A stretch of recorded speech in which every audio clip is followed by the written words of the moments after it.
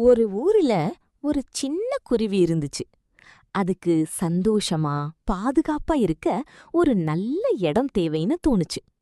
அதனால் அது ஒரு நல்ல மரத்த தேடி பறந்துச்சு. முதல்ல அது ஒரு வாழை மரத்திடம் போய், "வாழை மரமே, வாழை மரமே, எனக்கு கொஞ்சம் இடம் தருவாயா?" என கேட்டது.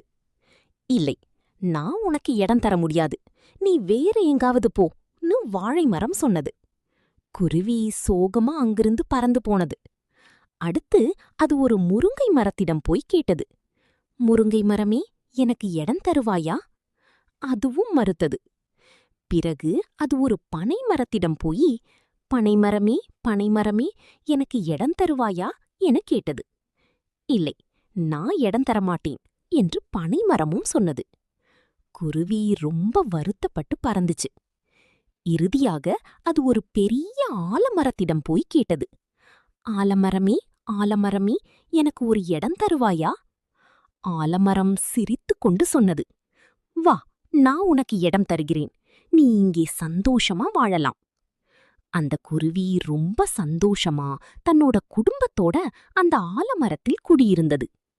ஒரு நாள் பெரிய புயலும் மழையும் வந்தது. அந்த புயலில் வாழை மரம் வேரோடு விழுந்தது. பனை மரம் பாதியில் உடைந்தது. முருங்கை மரம் ஒடிந்தது. ஆனா அந்த ஆலமரம் மட்டும் அசையாம நிமிர்ந்து நின்றது. அதுக்குள்ள இருந்த குருவியும் அதன் குடும்பமும் பாதுகாப்பா இருந்தாங்க. கதை மோரல்: பிறருக்கு உதவுபவன் எப்போதும் பாதுகாப்பாக இருப்பான்.